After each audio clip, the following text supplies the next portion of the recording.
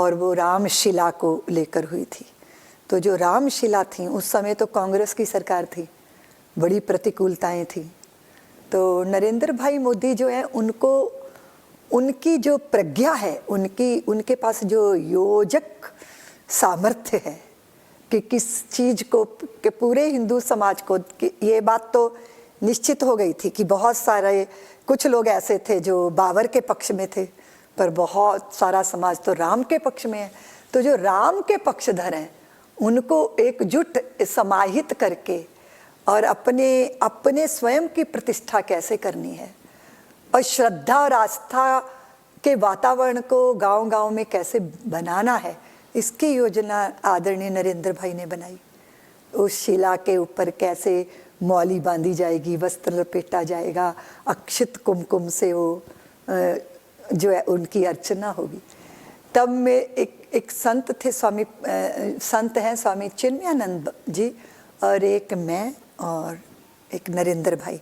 भरूच में रामशिला पूजन की पहली सभा हुई, जिसमें आदरणीय नरेंद्र भाई का भाषण हुआ, और फिर मेरा भाषण और उनका भाषण, ये बहुत बड़ी संख्या में इसकी रिकॉर्डिंग करके ये पूरे गुजरात के अंदर एक वातावरण बनाया गया था। और आपको मालूम है कि उस समय मुलायम सिंह का इतना बड़ा दमन चक्र चल रहा था। अयोध्या सब कैसे आएंगे, इसकी तो कल्पना करना भी मुश्किल था, लेकिन ये संदेश पूरे गुजरात में कैसे जाए, उसके लिए नरेंद्र भाई ने जो योजना बनाई वो बड़ी कमाल की थी।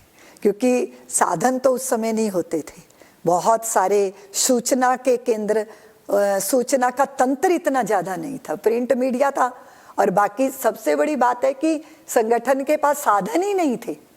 तो उन्होंने कहा कि अहमदाबाद से जिस दिशा में जो ट्रेन जाएगी, वो चाहे जो है वो जामनगर जाए या सूरत जाए या कहीं भी जाए, तो सारे कार्यकर्ता उस ट्रेन में जो है अलग अलग दिशाओं की गाड़ियों में सवार हो जाएंगे, और वहाँ जितने भी यात्री हैं या जहाँ वो ट्रेन पहुँचेगी, वहाँ तक ये रामशिला का संदेश देना है और राम जन्मभूमि के आंदोलन का संदेश देना है। तो मैंने देखा कि नरेंद्र भाई, जो सब लोग जहाँ से सोचना बंद करते हैं, वहाँ से उनकी सोच प्रारंभ होती है। और कोई भी नूतन विचार, ऐसा नूतन विचार जो किसी ने सुना नहीं होता, किसी ने उसके बारे में विचार नहीं किया होता, तो ये भगवान ने, भगवती सरस्वती ने उनको ये आशीर्वाद दे रखा है, क्योंकि योजना बनाना और योजना को सिद्ध करना, उसको सफलतम स्तर पर लेके जाना प्रशंसा नहीं होती। अगर मेरे गुरुदेव जैसे महापुरुष का हृदय उन पे न्यौछावर है, तो आप सोच सकते हो।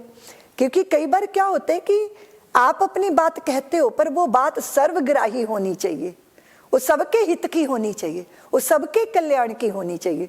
और जब ऐसा होता है तो फिर महापुरुषों के आशीर्वाद मिलते हैं। तो नरेंद्र भाई की झोली में ऐसे महापुरुषों के बहुत आशीर्वाद हैं। उनकी एक ही चिंता थी कि सज्जन शक्तियों को संगठित होना चाहिए। उनकी एक ही चिंता थी कि जातियों की दीवारें ध्वस्त होनी चाहिए। उनकी एक ही चिंता और चिंतन था कि राम जो है वो एक ऐसा सूत्र है, उनका नाम, जिससे पूरे भारत को आबद्ध किया जा सकता है।